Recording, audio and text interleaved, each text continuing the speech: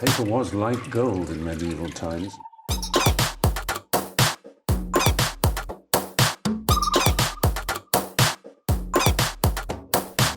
Oh, not tobacco, sugar. That everything we thought we knew. Hello, I'm Ellie, and today on Mothership, we're talking about spying on your own children. Not just for a hobby, but because, with so much going on the internet these days, online bullying, catfishing, grooming, it's frightening stuff, isn't it? So is it justifiable in today's day and age to spy on your children online? Or should we respect their privacy? What do you think? Let's talk about it.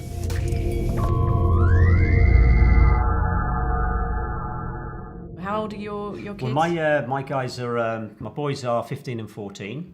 My daughter is 11. Mm-hmm. When my kids were growing up, so when they were like 3, 4, 5, I was 2 or 3 steps ahead of them in their development and what they were going to be doing. Now I'm playing catch up all of the time when it comes to social media and the things that they have access to. I'm like it's like a minefield. Yeah, it's like in Commando, you've probably been in one. Do you mean literally? I have been, and it's when I was in a minefield disarming mines, I'd been trained to do that. Right. But the nature of the minefield that I find myself in now is it's uncharted territory, and I've had no training for it at the moment. So you're basically saying you'd rather walk through an actual minefield than Facebook? At times, I have said yes. It is, but it is. It's a real challenge. It's a real challenge that parents face. Yeah. To try and keep ahead is very, very difficult. So obviously the practical aspect, as you're saying, is tough. But what about the ethical angle? Like, is it all right to check our kids' messages? For me, absolutely, yeah. Yeah. Absolutely, because I know what I've been through and I know what they've been exposed to. So yes, absolutely, with the youngest one, I will be spying on her. So have you had negative experiences with the older ones? Absolutely, yeah. Online, all kinds of stuff, getting involved in... I don't really want to give too many examples of it, but pretty bad stuff that they've been exposed to online. So yeah, I'm very, very strict about it. So you think off the back of that, you're going to be more in your little girl's business? I'm happy to spy on her. I think it's the best thing. I mean, while they're younger, there's just so much stuff. I mean, I've tried to do it before and I've had some success with it. I think this time I'd play it differently. So what would you do differently now? I'd be more underhand. So if I found out they were planning to go to something that was particularly negative, I might not say I've been spying on you, but 2 hours before I might just pick us all up and we're going somewhere else. And you can't complain to me because you never told me you were going there. That kind of thing. God, that's pretty intense stuff. Yeah. So for you, basically no holds barred, anything goes. You're their mum, you're looking after them. It's your right, you'd say, to just check what they're up to. Absolutely. Would you agree with that, Neil? No. Oh, good. Let's have a heated debate. Well, I mean, the thing is, for me, it's like everything with parenting. There are lots and lots of different ways of doing it. And what works for one particular family is not going to work for another particular family. And I just wouldn't... for me, I wouldn't spy. Say, for instance, my kids have got an app called Life 360. Basically, it's a location app. And I've told them, I'm not going to use it to spy. Actually, I said to them, I'm not going to be using it without your knowledge. Say, for instance, they go from home to a party or something like that. I say, right, I'm going to check to make sure that you are where you say you are, and you got there safely. Do you know what I mean? And what do they say when you say that? They're like, they're that's okay cool, with Dad. that. That's fine. They say that. I mean, they're not over the moon. Yeah. Do you know what I mean? They're they're like...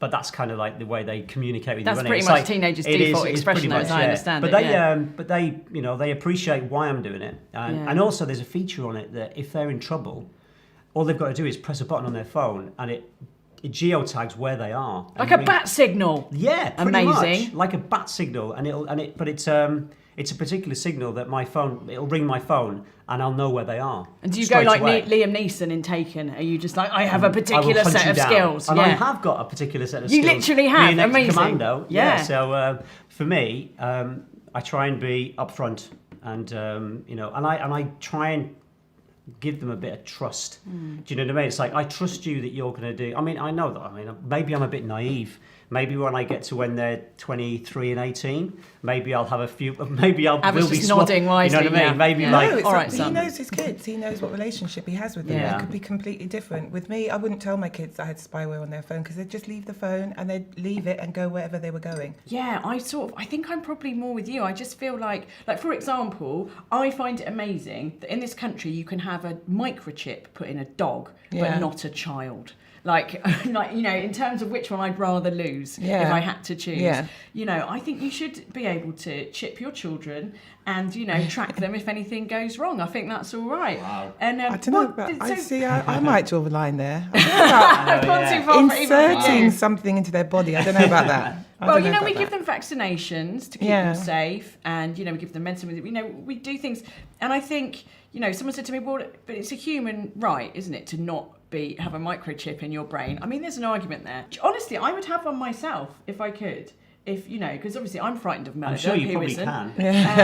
I'd be a website for that. Yeah, I'd really like to know that my husband or the police or whatever could find me if I went the wrong way down a dark alley. But maybe I'm just being extreme. Oh, I don't know. I wouldn't chip myself. I mean, it would have come in useful sometimes. I lost my son quite a few times Yeah.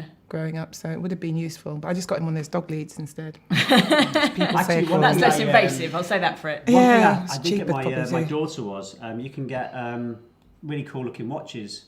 She can't really do anything on it other than there's a button there, and if she's in any sort of distress, it'll let me and my wife know that she's that something's happening. Yeah. And you have to give them that freedom. You have to give them the boundaries, but you also need to give them that freedom to be able to go and explore a little bit. But it's See, I don't think so, because Yeah. I don't think that there's some mistakes you just can't take back. So I think you just Yeah, have okay. to make that decision. I'm not saying just spy on them and don't give them any morals or any values or anything like that. You do, and you just have to hope and pray that if they do wander off, that you've instilled enough in them that they come back safe. That's the best Yeah. you can do. We had rocky times with my son around 15 and stuff. We're pretty much back now, but it was really hard, and especially when he just got huge.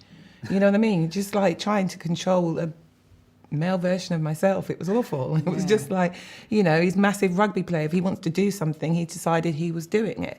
And that was, it was really hard. I don't think the society is very forgiving of black boys that do something.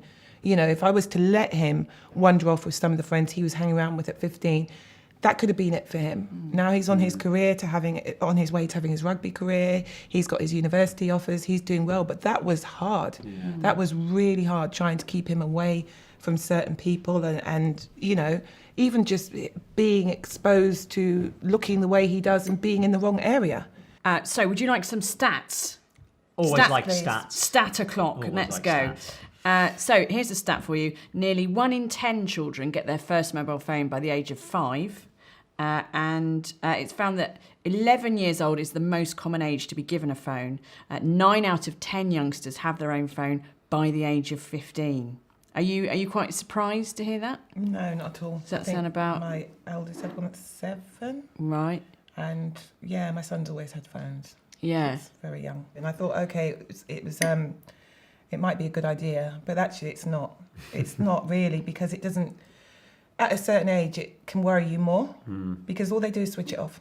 When they're up to something and they know they're out and they're not supposed to be, they just turn it off, and that makes you freak out more. According to this, 48% of parents have looked at their child's phone calls and messages, and 43% said that they do monitor. The kids know that they monitor their phone activity. So how closely do you check what's going on their phone? It's really hard to get in these days. Right.